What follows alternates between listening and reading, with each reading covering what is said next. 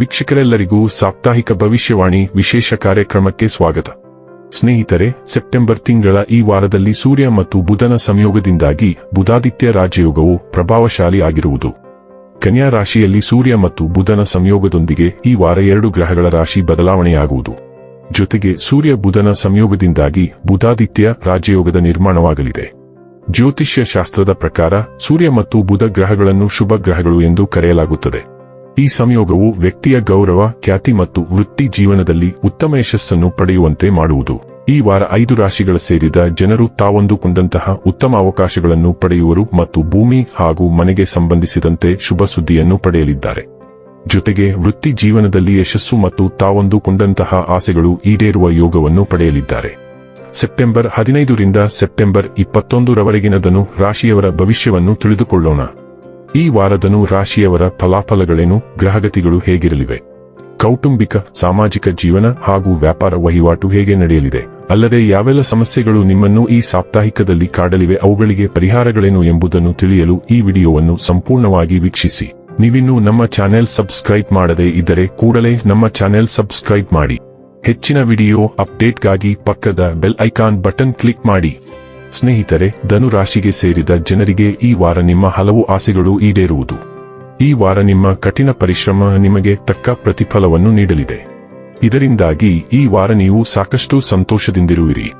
ಈ ಅವಧಿಯಲ್ಲಿ ನಿಮಗೆ ಮನೆಯವರಿಗೆ ಸಂಬಂಧಿಸಿದಂತೆ ಮಹತ್ವಪೂರ್ಣವಾದ ಜವಾಬ್ದಾರಿಗಳನ್ನು ಪೂರ್ಣಗೊಳಿಸಲು ಸಾಧ್ಯವಾಗುವುದು. ವಾರದ ಮೊದಲ ಭಾಗಕ್ಕೆ ಹೋಲಿಸಿದರೆ ದ್ವಿತೀಯಾರ್ಧವು ಉತ್ತಮವಾಗಿರಲಿದೆ. ಏಕೆಂದರೆ ಈ ಅವಧಿಯಲ್ಲಿ ನಿಮ್ಮ ಎಲ್ಲಾ ಅಪೂರ್ಣ ಕೆಲಸಗಳು ಸುಲಭವಾಗಿ ಪೂರ್ಣಗೊಳ್ಳುವುದು. ಜೊತೆಗೆ ನಿಮ್ಮ ಮನಸ್ಸು ಧಾರ್ಮಿಕ ಹಾಗೂ ಸಾಮಾಜಿಕ ಕಾರ್ಯಗಳಲ್ಲಿ ಹೆಚ್ಚಾಗಿರಲಿದೆ. ಹಾಗೆ ಯಾವುದಾದರೂ ದೊಡ್ಡ ನಿರ್ಧಾರವನ್ನು ತೆಗೆದುಕೊಳ್ಳುವ ಸಮಯದಲ್ಲಿ ಮನೆಯ ಎಲ್ಲಾ ಸದಸ್ಯರ ಸಂಪೂರ್ಣ ಬೆಂಬಲವು ಲಭಿಸುವುದು. ವೈವಾಹಿಕ ಜೀವನಕ್ಕೆ ಸಂಬಂಧಿಸಿದಂತೆ ಈ ವಾರವು ನಿಮಗೆ ಸಾಕಷ್ಟು ಉತ್ತಮವಾಗಿರುವುದು. ಈ ವಾರವು ನಿಮಗೆ ತಾರಾಟದಿಂದ ತುಂಬಿರಬಹುದು. ಇದರಿಂದಾಗಿ ನೀವು ಸೂಕ್ಷ್ಮಮತಿಯವರಾಗಬಹುದು. ಈ ಕಾರಣದಿಂದಾಗಿ ನಿಮ್ಮ ಸ್ವಭಾವದಲ್ಲಿ ಅಕ್ರಮಶೀಲತೆಯನ್ನು ಕಾಣಲಾಗುತ್ತದೆ ಮತ್ತು ನೀವು ಪ್ರತಿಯೊಬ್ಬರೊಂದಿಗೆ ನೇರವಾಗಿ ಮಾತನಾಡುವುದರಲ್ಲಿ ನಿಮ್ಮನ್ನು ಸಂಪೂರ್ಣ ವೈಫಲ್ಯರಾಗುವಿರಿ. ಈ ವಾರ ಅಗತ್ಯಕ್ಕಿಂತ ಹೆಚ್ಚು ವೆಚ್ಚ ಮಾಡುವುದು ಮತ್ತು ಯಾವುದೇ ರೀತಿಯ ಟ್ರಿಕಿ ಆರ್ಥಿಕ ಯೋಜನೆಗಳನ್ನು ತಪ್ಪಿಸಲು ನಿಮಗೆ ಸೂಚನೆ ನೀಡಲಾಗಿದೆ. ಇಲ್ಲದಿದ್ದರೆ ನೀವು ದೊಡ್ಡ ಆರ್ಥಿಕ ನಷ್ಟವನ್ನು ಅನುಭವಿಸಬಹುದು. ಚಂದ್ರನ ರಾಶಿಗೆ ಸಂಬಂಧಿಸಿದಂತೆ ಗುರುವು 6ನೇ ಮನೆಯಲ್ಲಿ ಇರುವುದರಿಂದ ನೀವು ಹಣಕಾಸಿನ ವಿಷಯಗಳ ಬಗ್ಗೆ ಮನೆಯ ಹಿರಿಯರಿಂದ ಅಥವಾ ನಿಮ್ಮ ತಂದೆ ಅಥವಾ ತಂದೆಯಂತಹವರಿಂದಲೂ ಸಲಹೆ ಪಡೆಯಬಹುದು. ಈ ವಾರ ಮನೆಯ ಸದಸ್ಯರೊಬ್ಬರ ಧೂಮಪಾನದ ಕೆಟ್ಟ ಅಭ್ಯಾಸವು ನಿಮ್ಮನ್ನು ಕಾಡುತ್ತದೆ. ಈ ಕಾರಣದಿಂದಾಗಿ ನೀವು ಅವರೊಂದಿಗೆ ದೊಡ್ಡ ವಿವಾದ ಅಥವಾ ಜಗಳಕ್ಕೆ ಒಳಗಾಗುವ ಸಾಧ್ಯತೆಯಿದೆ. ಅಂತಹ ಪರಿಸ್ಥಿತಿಯಲ್ಲಿ ತರಾತುರಿಯಲ್ಲಿ ಪ್ರಜ್ಞೆಯನ್ನು ಕಳೆದುಕೊಳ್ಳದೆ ಅವರನ್ನು ಸರಿಯಾಗಿ ಅರ್ಥಮಾಡಿಕೊಳ್ಳಲು ಪ್ರಯತ್ನಿಸಿ. ಈ ವಾರ ವೃತ್ತಿ ಜೀವನವನ್ನು ನಿಖರತೆಯೊಂದಿಗೆ ಮುಂದುವರಿಯಲು ತೊಂದರೆ ಹೊಂದಿರಬಹುದು.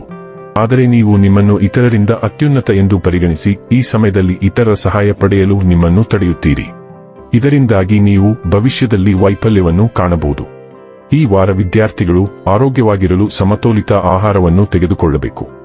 ಏಕೆಂದರೆ ಕಳಪೆ ಆರೋಗ್ಯದ ಕಾರಣದಿಂದಾಗಿ ಶಿಕ್ಷಣ ಗಳಿಸುವ ನಿಮ್ಮ ವೇಗವು ಅಡ್ಡಿಪಡಿಸಬಹುದು.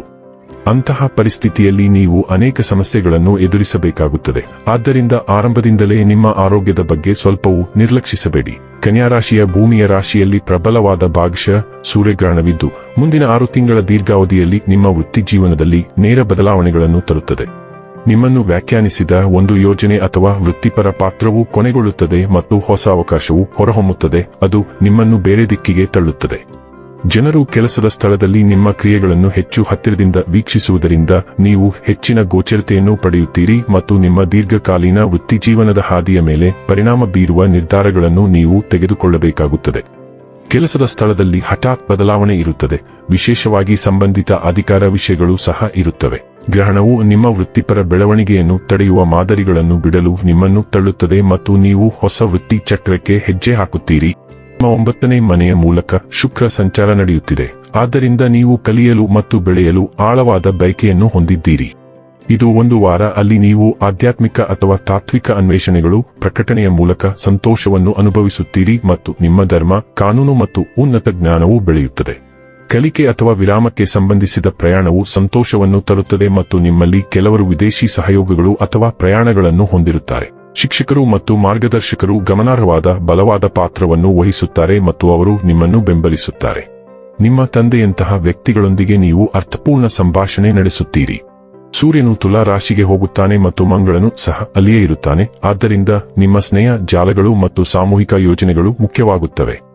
ನೀವು ಹೆಚ್ಚು ಸಾಮಾಜಿಕವಾಗಿ ಸಕ್ರಿಯರಾಗಿರುತ್ತೀರಿ ಮತ್ತು ಕಾಯುತ್ತಿರುವ ಗುರಿಗಳನ್ನು ಸಾಧಿಸಲು ನೀವು ದಿಟ್ಟ ಹೆಜ್ಜೆಗಳನ್ನು ಇಡುತ್ತೀರಿ. ಈ ಸಂಚಾರವು ತಂಡಗಳು, ಗುಂಪುಗಳು ಮತ್ತು ಸಾಮೂಹಿಕ ಯೋಜನೆಗಳಿಂದ ಕೆಲವು ಪ್ರಯೋಜನಗಳನ್ನು ನೀಡುತ್ತದೆ. ಸೂರ್ಯ ಮತ್ತು ಮಂಗಳ ಎರಡು ಗ್ರಹಗಳು ನೈಸರ್ಗಿಕ ದುಷ್ಟ ಗ್ರಹಗಳಾಗಿವೆ.